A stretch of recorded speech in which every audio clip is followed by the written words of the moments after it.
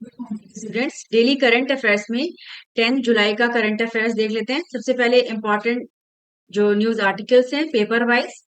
GS paper one की अगर बात कर लें तो श्यामा प्रसाद मुखर्जी का 125th बर्थ एनिवर्सरी सेलिब्रेशन हो रहा है, तो इनके बारे में जानेंगे। फिर उसके बाद केला, केलादी एक्सकेवेशन रिपोर्ट से रिलेटेड एक आर्टिकल है, understanding fats and oil, health implications and dietary guidelines. ICMR की नई गाइडलाइंस आई हैं फैटी एसिड्स को लेके। फिर national achievement survey, special intensive revision of rolls in Bihar.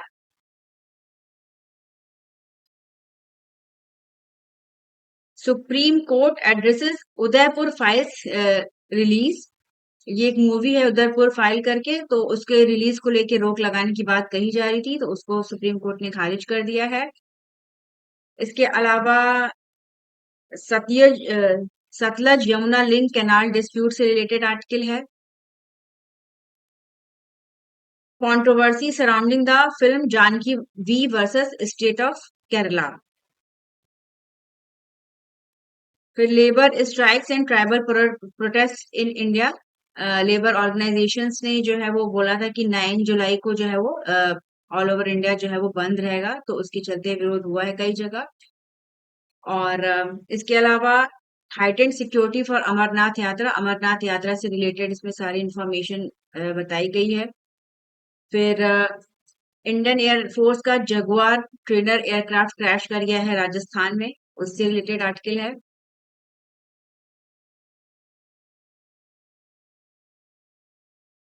इसके अलावा एस्केलेशन इन वेस्ट एशिया, ये एक काफी एक्सप्लेनेटरी आर्टिकल है, जिसमें कैसे कैसे ईरान और इसराइल का जो कॉन्फ्लिक्ट है वो हुआ, उसका डिटेल में डिस्कशन है।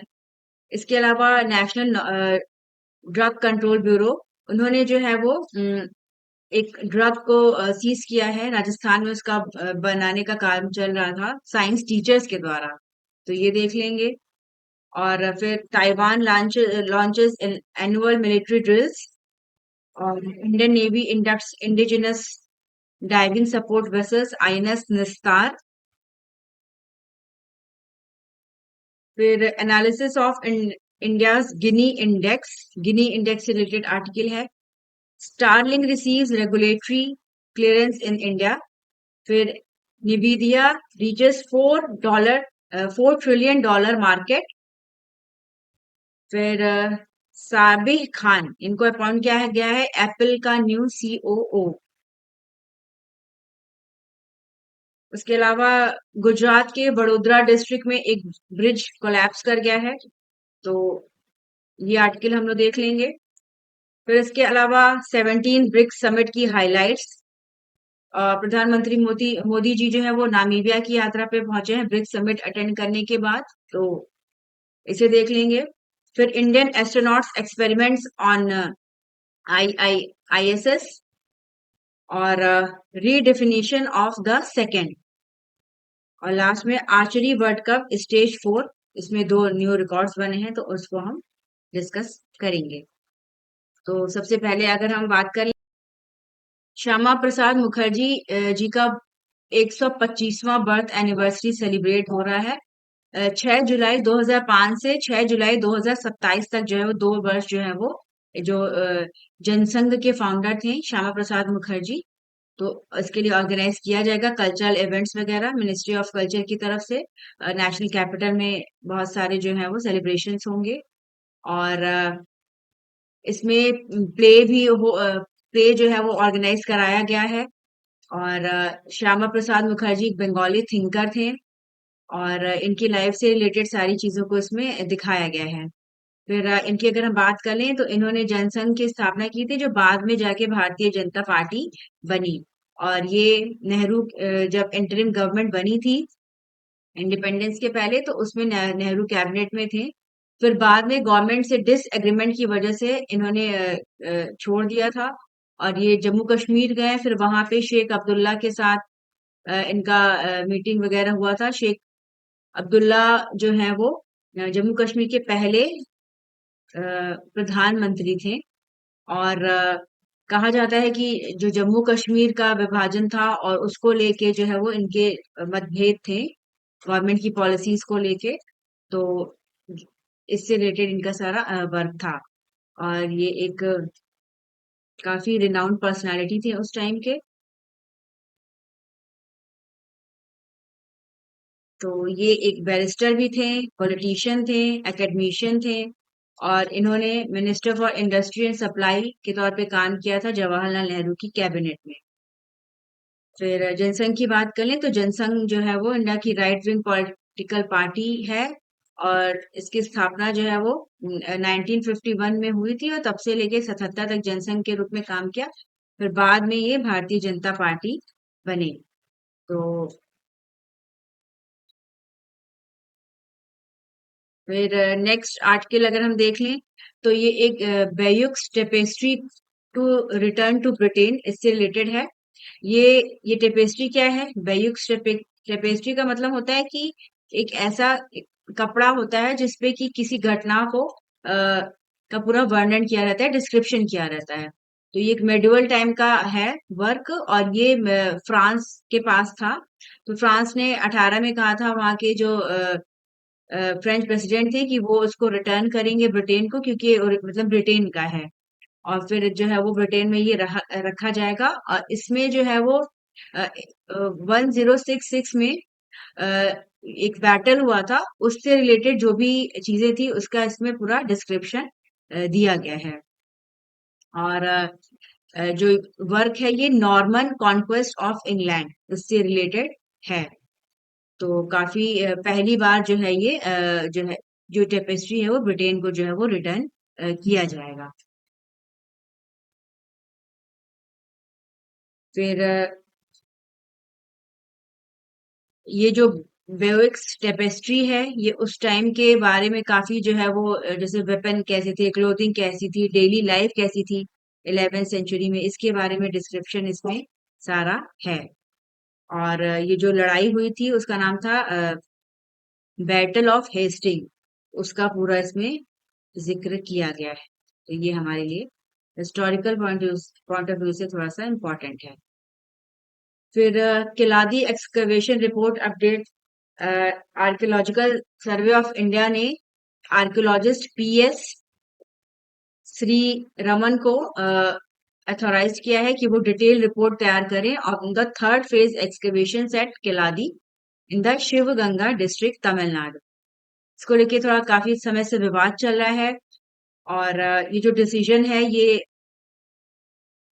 रिक्वेस्ट किया गया था एक आर्कियोलॉजिस्ट ने, के अमरनाथ रामकृष्णा, जिन्होंने पहले दो फेजेस में जो है वो इसका एक्सकवेशन का काम किया था और डाटा को रिवाइज किया था और सबमिट किया था।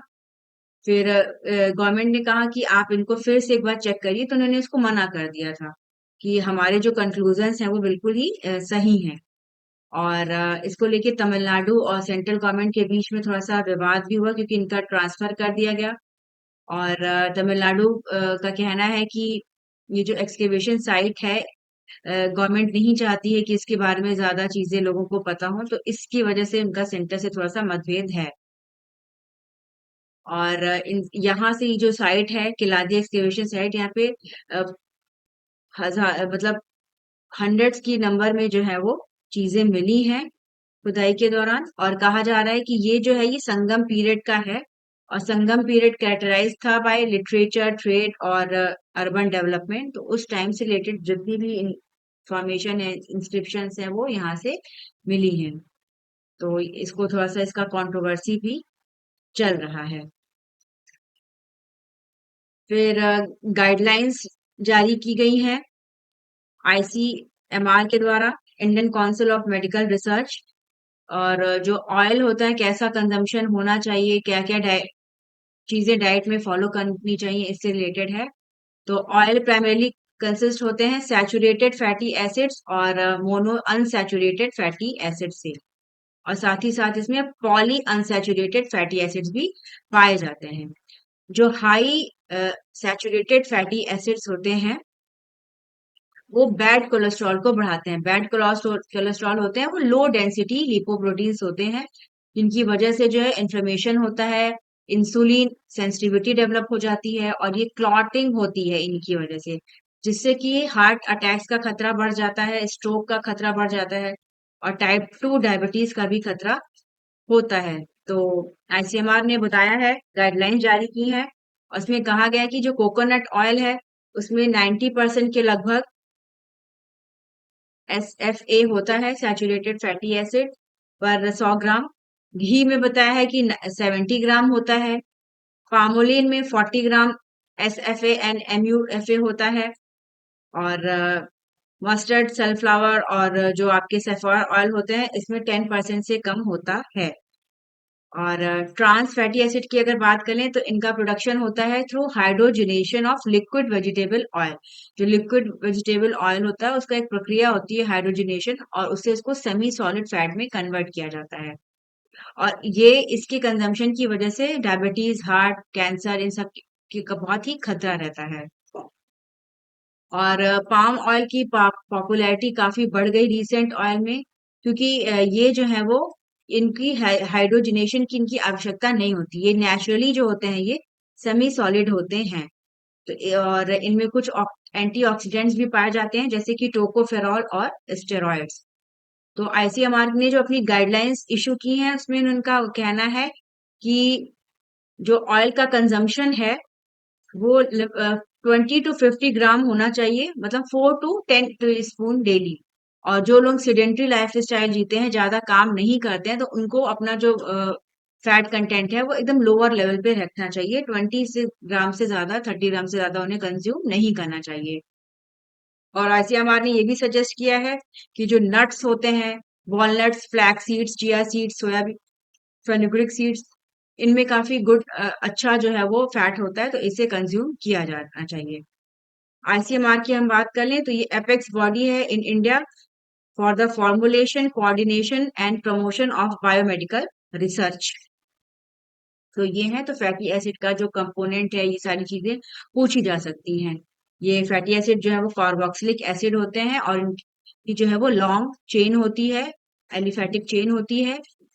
इनमें जो है वो डबल बॉन्ड्स होते हैं, जो आपके अनसैचुरेटेड फैटी होते हैं, एसिड्स होते हैं, इनकी वजह से इनका मतलब जो नेगेटिव हेल्थ इफेक्ट है वो ज्यादा रहता है। और ह्यूमन बॉडी को दोनों की ही जरूरत होती है, एनर्जी प्रोडक्शन के लिए, हार्मोन सिंथेसिस और सेल मेम्ब्रेन्स के बनाने के लिए। लेकिन कितना कंज्यूम करते हैं हम, इससे हमारा बॉडी पे काफी इम्पैक्ट पड़ता है। फिर नेक्स्ट अगर हम, तो ये एक मूवी है, एक मलयालम फिल्म है जिसका नाम है Janaki versus state of Kerala, और उसके नाम को लेके विवाद है। सीबीएफसी ने कहा है कि उसने सर्टिफिकेशन डिनाई कर दिया है इसको नाम को लेकर, क्योंकि जो जानकी नाम है वो सीता जी का नाम है, और उसको लेके है कि इसकी वजह से जो है वो कम्युनल हार्मनी जो है वो बिगड़ सकती है। और इसके बाद जो है वो कोर्ट में केस अभी इसका चल रहा है, अभी उसमें कोर्ट का डिसीजन नहीं आया है। लेकिन फिल्म मेकर्स ने कहा है कि उसका नाम जो है वो चेंज करेंगे, Janaki V versus state of Kerala करेंगे। और इसमें सुरेश गोपी ने काम किया है, जो कि एक मेंबर ऑफ पार्लियामेंट भी हैं। तो ये इसका काफी दिनों से इसका विवाद चल रहा है। फिर special invest intensive revision of electoral rolls in Bihar, इसको लेके भी विवाद अभी है। और अपोजिशन पार्टीज ने कल अ, काफी मार्च वगैरह किया। और इनका कहना है कि जो एसआईआर है वो बहुत जल्दी हो रहा है, और इससे जो मार्जिनलाइज्ड कम्युनिटी है उनका पूरा चांस है कि नाम जो है वो हट जाए, क्योंकि उनके पास प्रॉपर डॉक्यूमेंट्स नहीं होते हैं शो करने के लिए। और वहीं पे इलेक्शन कमीशन का कहना है कि ये एक रूटीन एक्सरसाइज है, जिसके थ्रू जो वोटर लिस्ट है उसको प्रॉपर तरीके से डेवलप करने का जो रिस्पॉन्सिबिलिटी होती है वो इलेक्शन कमीशन की होती है, तो उसके लिए ये अपना काम कर रहे हैं। और इसके लिए इलेक्टोरल रजिस्ट्रेशन ऑफिसर्स हैं। तो अगर कोई इलेक्टर है, अगर कोई इंडिविजुअल है जो कि अपना जो डाटा है, प्रूफ्स है, 11 जो डॉक्यूमेंट्स है वो नहीं शो कर पाता है, तो वो इसका निर्णय कौन करेगा कि वो एलिजिबल है वोटर लिस्ट में नाम उसका आने के लिए। तो वो ईआरओज अपॉइंट किए गए हैं, वो ही इनका काम करेंगे। तो इसको लेके भी विवाद है कि क्या ईआरओज के पास इतनी पावर होनी चाहिए कि वो जो है उनकी वजह से वो जो है वो डिसाइड करें कि वोटर कौन हो सकता है। और इसको लेके काफी सारा विवाद है और सुप्रीम कोर्ट में आज इसका केस भी दाखिल किया गया है अपोजिशन पार्टीज के द्वारा कि ये जो रिवीजन एक्सरसाइज चल रही है ये बैड इंटेंट से कराई जा रही है। और इसमें अब देखना है कि दोनों पक्षों की क्या बात सुन के कोर्ट का क्या डिसीजन आता है। फिर सुप्रीम कोर्ट ने रोक लगा दी है, मना कर दिया है कि एक फिल्म के रिलीज को लेकर रोक चल रही थी, उदयपुर उदयपुर फाइल्स इसका नाम है। ये 2022 में एक मर्डर हुआ था कन्हैया लाल का, तो उससे रिलेटेड है। और इसमें इनका कहना था कि जो कम्युनल हार्मनी बिगड़ सकती है, क्योंकि इसमें कन्हैया लाल का दिखाया गया कि कैसे उनका मर्डर किया गया। तो इसको लेके पिटीशन जारी किया था जिसको सुप्रीम कोर्ट ने अभी खारिज कर दिया है।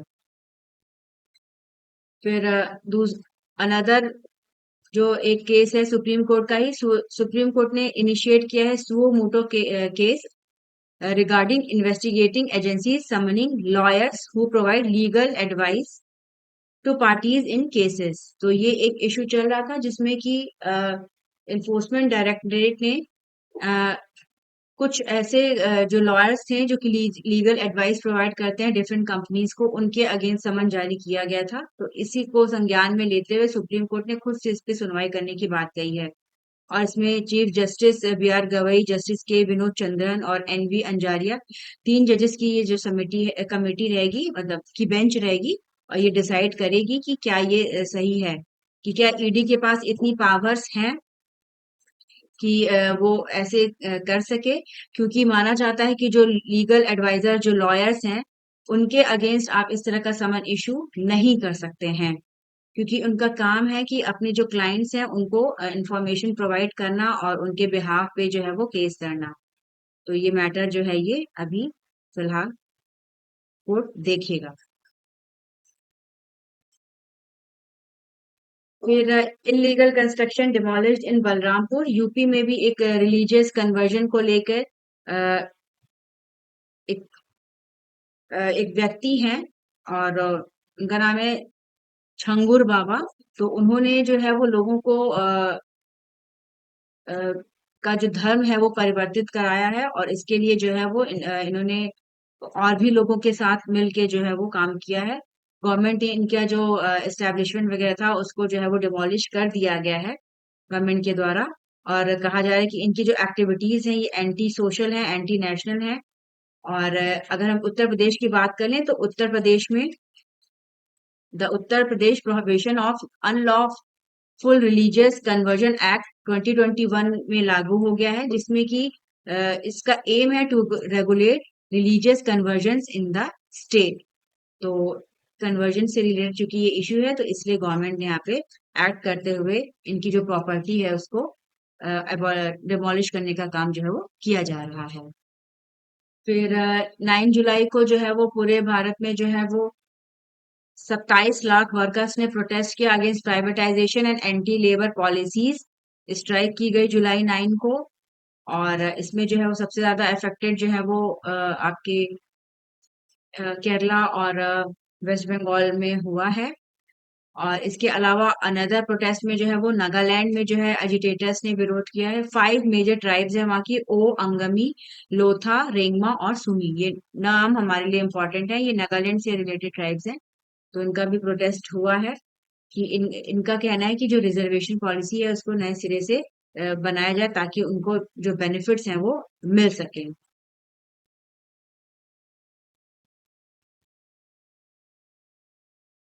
फिर अमरनाथ यात्रा स्टार्ट हो गई है, और ये यात्रा जो है वो 3 जुलाई से 9 अगस्त तक चलेगी। और कैसे इस बार यात्रा के दौरान जो है वो काफी जो सिक्योरिटी है उसको और भी बढ़ा दिया गया है, अरेंजमेंट किए गए हैं, क्योंकि जो टेररिस्ट अटैक हुआ था पहलगांव में 22 अप्रैल को, और उसमें 26 लोगों की जान चली गई थी।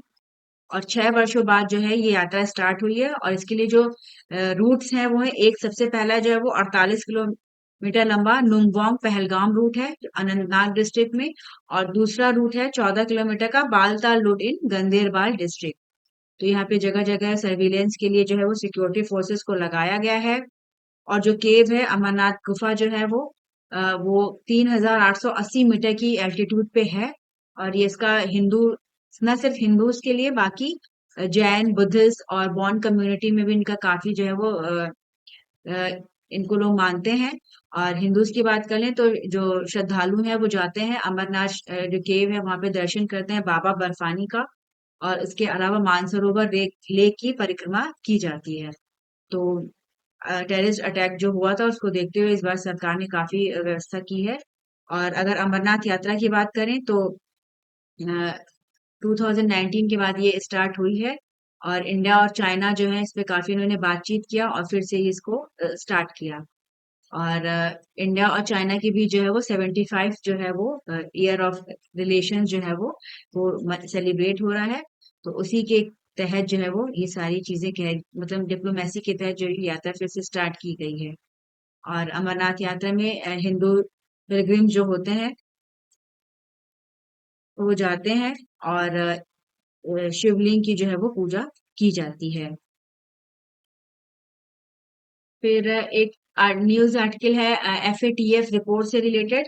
कि एफएटीएफ की रिपोर्ट आई है जिसका नाम है comprehensive update on terrorist financing risk report. और ये रिलीज हुई। और इंडिया ने इसको में के बनने में जो एक की अहम रोल जो है वो प्ले किया गया है। और जो एफएटीएफ है अगर इसकी हम बात कर लें तो एफएटीएफ जो है वो 1989 में बना था, फाइनेंशियल एक्शन टास्क फोर्स। और इसका ये एक इंटर गवर्नमेंटल ऑर्गेनाइजेशन है जो कि G7 के इनिशिएटिव्स के बाद से बना था। और इसका काम है कि जो भी मनी लॉन्ड्रिंग से रिलेटेड चीजें हैं उनको देखना। और इनकी रिपोर्ट्स में जो है वो इंडिया की भी अपनी तरफ से इंडिया पूरा कोशिश में है कि जो पाकिस्तान है उसको वापस से जो है वो एफएटीएफ की जो है वो ग्रे लिस्ट में शामिल किया जा सके। क्योंकि जो पाकिस्तान है वो उनको जो भी फंड्स प्रोवाइड किए जाते हैं वर्ल्ड ऑर्गेनाइजेशंस के द्वारा उसका जो यूज है वो टेररिस्ट एक्टिविटीज के लिए करता है अगेंस्ट इंडिया। तो ये रिपोर्ट का नाम हमारे लिए काफी इंपॉर्टेंट रहेगा। फिर आईएएफ का जगुआर ट्रेनर एयरक्राफ्ट क्रैश हो गया है राजस्थान में। और इसमें जो है वो 2 जवान शहीद हो गए हैं। और ये जो दुर्घटना है ये राजस्थान के चूरू में हुआ है। और अगर हम आईएएफ की बात कर ले इंडियन एयरफोर्स की तो अभी ये 6 स्क्वाड्रॉन्स ऑफ जगुआर एयरक्राफ्ट हैं इनके पास। और यहाँ जो इंडिया है इसके पास जो है ये twin engine Jaguar IS IB IM variant हैं। और सेपीकैट जगुआर ये एक British French jet attack aircraft होता है जो कि ओरिजिनली जो है वो ब्रिटिश रॉयल फोर्सेस के द्वारा यूज किया जाता है। और फिर बाद में इंडिया ने भी इसको ले लिया था। फिर एक ड्रग है जिसका जो नेशनल नारकोटिक्स कंट्रोल ब्यूरो है उसने एक 2 साइंस टीचर्स जो है वो इस ड्रग को बनाने का काम कर रहे थे उनको अरेस्ट किया है। इस ड्रग का नाम है मेफीड्रोन। तो ये याद रखिए कि ये एक ड्रग है। और ये एडिक्टिव ड्रग होती है। और कंटिन्यूअस यूज से इसका डिफरेंट साइकोलॉजिकल और हेल्थ इम्पैक्ट्स जो है वो होते हैं।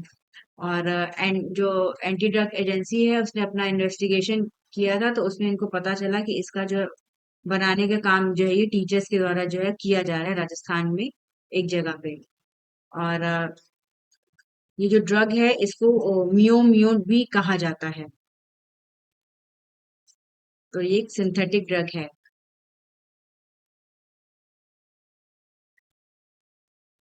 फिर इंडियन नेवी ने अपना पहला indigenously indigenously design and build diving support vessel INS निस्तार इसे प्राप्त किया है हिंदुस्तान शिपयार्ड लिमिटेड से विशाखापट्टनम में। और ये जो वॉरशिप है ये इसकी लंबाई है 118 मीटर। और ये 10,000 टन तक का जो टनेज जो है वो कैरी कर सकती है। और ये डीप वाटर में डाइव कर सकती है, 300 मीटर तक की डाइविंग कर सकती है। और इसका जो है 75% जो है वो इंडिजिनसली जो है डेवलप किया गया है।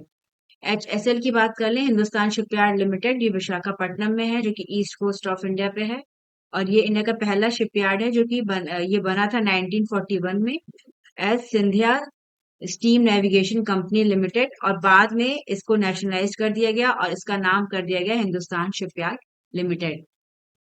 फिर एक कार्गो शिप सिंक कर गया है आफ्टर हुतीज अटैक, और ये लाइबेरिया फ्लैग कार्गो शिप थी जिसका नाम था इटर्निटी सी। और ये रेड सी में ये हुआ है। रेड सी एक वाइटल वाटर वे है फॉर ग्लोबल ट्रेड, और ये कनेक्ट करता है इंडियन ओशन को स्वेज कैनाल से और मेडिटेरेनियन सी से। तो जो हुतीज हैं, यमन में हुतीज हैं, ये काफी सारे अटैक्स करते रहते हैं शिप्स पे। तो इन्होंने ये इस पे जो है ये अटैक किया है। और ये एक मिलिट्री और पॉलिटिकल ऑर्गेनाइजेशन है, जायदा शिया मुस्लिम ग्रुप का। और इनका ये इजराइल और यूएस के अगेंस्ट जो है वो काम करते हैं। फिर अ, तमिलनाडु के कुड्डलोर डिस्ट्रिक्ट में एक पैसेंजर ट्रेन टकरा गई थी स्कूल वैन से, जिसकी वजह से जो है वो काफी अ, 3 बच्चों की मृत्यु हुई और बहुत सारे बच्चे घायल हो गए। तो इसको देखते हुए रेलवे ने कहा है कि जो अपना सेफ्टी मेजर्स है, लेवल क्रॉसिंग्स, इसको बढ़ाया जाएगा। और डायरेक्टिव दिया गया है कि सीसीटीवी सिस्टम जो है वो हर लेवल क्रॉसिंग पे लगेगा, ताकि इस तरह का फ्यूचर में घटना देखने को ना मिले। और ये इंटरलॉकिंग सिस्टम होता है, ये रेलवे सिक्योरिटी के लिए काफी क्रूशियल होता है। सिग्नल्स आते हैं और जो आप ये जो साइट्स होती हैं रेलवे की जहाँ से ट्रेनें गुजरती हैं, तो वो बंद हो जाती हैं ताकि कोई दुर्घटना ना हो। और कभी-कभी प्रॉब्लम हो जाती है, तो इस वजह से ऐसी घटना जो है वो हो गई है। तो सीसीटीवी लगेगा, प्रॉपर तरीके से मॉनिटरिंग होगी जो रेलवे ओवर ब्रिजेस हैं। और ये भी बात कही जा रही है कि कोशिश किया जाएगा कि जो लेवल क्रॉसिंग है इनको हटाया जा सके, और ऐसी क्रॉसिंग पे जो है वो ब्रिजेस बना दिए जाएं, ताकि जो है वो सिक्योरिटी पे किसी तरह की कोई प्रॉब्लम ना आए। फिर गिनी इंडेक्स से रिलेटेड एक आर्टिकल है, अभी वर्ल्ड बैंक की एक रिपोर्ट थी और गवर्नमेंट ने रिलीज किया। इसमें बताया कि इंडिया जो है ना सिर्फ फोर्थ लार्जेस्ट इकोनॉमी बन गया है, बल्कि फोर्थ इक्वल स्टेट भी बन गया है। तो इसमें इन्होंने वर्ल्ड बैंक की पॉवर्टी और इक्विटी ब्रीफ इसका जो है वो जिक्र करते हुए बताया है कि ग्लोबली स्लोवाक रिपब्लिक, स्लोवेनिया और बेलारूस के बाद भारत जो है चौथे स्थान पे है जहाँ पे इक्वालिटी है। तो इसको लेके थोड़ा-सा है कि क्या ये प्रॉपर इंडेक्स है। और गिनी इंडेक्स की बात करें तो इसे डेवलप किया था इटालियन स्टैटिस्टिशियन कोराडो गिनी ने। और ये इसका यूज़ किया जाता है इनइक्वालिटी को मेजरमेंट करने के लिए। और इसमें जो है वो 0 टू 1 जो है वो रेंज जो पैरामीटर होता है इसका। और तो इससे रिलेटेड इस आर्टिकल में बताया गया है कि जो वर्ल्ड बैंक है उसने अपने डाटा में कहा है कि सफिशिएंट डाटा नहीं था। तो क्या इसकी वजह से जो है वो ऐसा देखने को है, या क्या-क्या डाटा में लिमिटेशंस हैं कि बहुत से जो स्टैटिस्टिकल जो एनालिसिस होती है, इसमें प्रॉपर जो है वो डाटाबेस ही नहीं बन पाता है कि जो एकदम रिच हैं वो जो है वो सर्वे में नहीं आ पाते हैं, और एक जो पुअर हैं उनका सर्वे ही हो पाता है। तो इससे रिलेटेड इसमें काफ़ी सारी चीज़ें बताई गई हैं। और कहा गया है कि जो इंडेक्स है वो कभी-कभी हमें मतलब इस पे रिलाय करके टोटली ये नहीं सोचना चाहिए कि हाँ, इंडिया में इक्वालिटी जो है वो अनइक्वालिटी खत्म हो गई है। गवर्नमेंट को अभी इस पे काम करना होगा और कोशिश करनी होगी कि जो डाटा है वो इस तरह से कलेक्ट हो कि जो एक्चुअल सिचुएशन है वो पता चल सके। स्टारलिंक एलन मस्क की कंपनी है और इनको फाइनल जो है वो रेगुलेटरी अप्रूवल मिल गया है गवर्नमेंट ऑफ इंडिया के द्वारा। और इनको अथॉराइजेशन मिल गया है कि ये अपना जो कम्युनिकेशन सिस्टम है उसको यहाँ पे चला सकेंगे लो अर्थ ऑर्बिट में। स्टारलिंक की बात करें तो ये इनका जो है वो ये 7,000 से ज्यादा सैटेलाइट्स का इनका एक कॉन्स्टलेशन है। और इसके तहत ये दुनिया का लार्जेस्ट जो है वो सैटेलाइट कॉन्स्टलेशन है इनके पास। और इनका यूज करके जो रिमोट एरियाज हैं वहां पे लोगों को जो है वो ब्रॉडबैंड कनेक्टिविटी की सुविधा जो है वो मिल सकती है। और स्टारलिंक जनरेशन 1 की बात कर लें तो इनमें जो है वो 4,408 से ज्यादा जो है वो सैटेलाइट्स हैं जो कि अर्थ का ऑर्बिट कर रहे हैं बिटवीन 540 टू 570 किलोमीटर की रेंज में। तो माना जा रहा है कि इनके आने के बाद से कंपटीशन बढ़ेगा और इनके मेन जो कॉम्पिटिटर्स हैं वो एयरटेल हैं, जियो हैं, और इससे जो है वो लोगों को भी बेनिफिट मिलेगा, उन्हें रिमोट एरियाज में कनेक्टिविटी जो है वो बढ़ेगी। फिर निविदा से रिलेटेड न्यूज है। निविदा ने एक मार्केट कैपिटलाइजेशन को लेके अचीवमेंट है इसका। ये $4 ट्रिलियन का कैपिटलाइजेशन इसका हो गया है। ये पहली पब्लिक कंपनी है ग्लोबली जिसने इस तरह का माइलस्टोन जो है वो अचीव कर लिया है। और ये प्रोमिनेंट चिप डिजाइनर है। और अभी एआई का यूज काफी बढ़ गया है। और इसका इसमें ये जीपीयू बनाते हैं, ग्राफिक्स प्रोसेसिंग यूनिट्स। तो माना जा रहा है कि आगे आने वाले टाइम में भी ये जो कंपनी है इसका काफी ग्रोथ होने की उम्मीद है।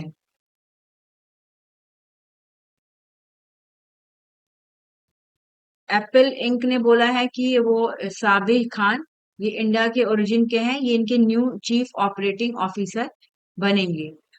चीफ ऑपरेटिंग ऑफिसर की बात कर लें तो ये टॉप लेवल का एग्जीक्यूटिव होता है जो कि रिस्पॉन्सिबल होता है for owing for seeing the day to day administrative and operations functions of a business। Gujarat के वडोदरा में एक ब्रिज कोलैप्स कर गया है जिसमें कि 12 लोगों की मृत्यु हुई है। और ये जो है ये महिसागर रिवर पे ये ब्रिज था। 43 ईयर ओल्ड ब्रिज था ये, और ये अचानक से कोलैप्स कर गया है। तो इसका नाम है गंभीरा ब्रिज। और तो नेशनल डिजास्टर रिस्पांस फोर्स और स्टेट डिजास्टर फोर्स जो फोर्स है वो इसके सर्वाइवर्स को बचाने का काम कर रहा है। और अगर इसका हम बात करें तो हमारे लिए ये नदी इम्पोर्टेंट रहेगी, मही सागर रिवर। ये एक वेस्टर्न इंडिया की रिवर है जो कि फ्लो करती है थ्रू मध्य प्रदेश, राजस्थान एंड गुजरात। और वडोदरा जो है वो गुजरात का एक सिटी है। फिर प्रधानमंत्री मोदी जी ने ब्रिक्स समिट अटेंड की और उसके बाद वो नामीबिया पहुंचे हैं। और वहां पे जो है वहां की पार्लियामेंट को उन्होंने एड्रेस किया। और उन्होंने नामीबिया को कॉन्ग्रेचुलेशंस किया for adopting India's UPI digital payment system. और उन्होंने बोला कि इंडिया जो है वो अपनी अफ्रीका पॉलिसी के तहत जो अफ्रीकन नेशंस हैं उनको बिल्ड करने का काम कर रहा है। और इनके साथ जो हमारे रिश्ते हैं उनको बेहतर किया जा रहा है। और अपनी इस यात्रा के दौरान वो नामीबियन प्रेसिडेंट नितुम्बो नांदी नवात्वा से मिले और वहां पे कई सारे एग्रीमेंट साइन हुए हैं। और जो कि हेल्थ सेक्टर से रिलेटेड है, मेडिसिन से रिलेटेड है, इंटरनशिप एंटरप्रेन्योरशिप डेवलपमेंट से रिलेटेड हैं। और इसके अलावा जो मोदी जी हैं उनको वहां पे टाइटल वहां पे भी मिला है। और मोदी जी को order of the most ancient welwitschia mirabilis, ये नामीबिया का हाईएस्ट सिविलियन अवार्ड है, ये दिया गया है। और यहाँ पे इन्होंने सैम नुजोमा जो कि नामीबिया के फ्रीडम मूवमेंट में इन्होंने काफी काम किया था, उनको जो है वो अपना श्रद्धा सुमन अर्पित किए। और वेलविशिया मिराबिलिस की बात कर लें तो ये एक यूनिक जिम्नोस्पर्म होता है जो कि नामीब डेजर्ट का ही नेटिव होता है। ये नामीबिया और अंगोला में पाया जाता है। और इसकी बड़ी-बड़ी लीव्स होती हैं जो कंटीन्यूअस ग्रो करती रहती हैं। उसके बाद ये सेगमेंट्स में बँट जाती हैं। और ये प्लांट जो है तो बहुत लंबे समय तक चलते हैं। माना जाता है कि कुछ ऐसे भी हैं जो कि 1500 साल से भी ज़्यादा पुराने हैं। और ये एरिड कंडीशन में भी सर्वाइव कर ले जाते हैं। और ये मॉइस्चर जो फॉग वगैरह पड़ता है ड्यू उससे मॉइस्चर ले लेते हैं। और इसे जो है वो नामीबिया का नेशनल सिंबल माना जाता है कि कैसे ये इतनी हार्श सिचुएशन में भी अपने आप को जीवित रखता है। फिर आईएसएस पे शुभांशु शुक्ला गए हैं, इंडियन एस्ट्रोनॉट। तो वहां पे इन लोगों की रिसर्च चल रही है। तो अभी उन्होंने एक फोटोग्राफ भेजा, इसमें ग्रीन ग्राम और फेनुग्रिक सीड्स पे रिसर्च वहां पे हो रही है। तो अगर ये हमारे एग्जाम में पूछ दिया कि अभी स्पेस किया जो गया था उसमें, तो उसमें मूंग और मेथी के दानों को जो है वो स्प्राउट करके वहां पे देखा जा रहा है कि क्या कैसे उनका ग्रोथ होता है, स्पेस कंडीशन में वो किस तरह से जो है वो ग्रो करते हैं। फिर आर्चरी लास्ट में स्पोर्ट्स देख लेते हैं। आर्चरी वर्ल्ड कप से रिलेटेड न्यूज़ है।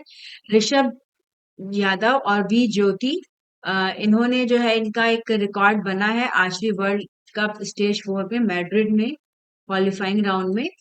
और इन्होंने पहले जो है वो मिक्स टीम गोल्ड जीता था स्टेज 1 में और इन्होंने काफी एक्सेप्शनल परफॉर्मेंस दिया है। तो इनके नाम हमें याद रखने होंगे कि ये आर्चरी से रिलेटेड हैं, स्पोर्ट ये जो स्पोर्ट्स पर्सन हैं। और आर्चरी वर्ल्ड कप की अगर बात कर लें तो ये एनुअल कंपटीशन है जो ऑर्गेनाइज कराया जाता है वर्ल्ड आर्चरी के द्वारा, जो कि एक इंटरनेशनल गवर्निंग बॉडी है for the sports of archery. तो ये आज 10 जुलाई की डेली करंट अफेयर्स था।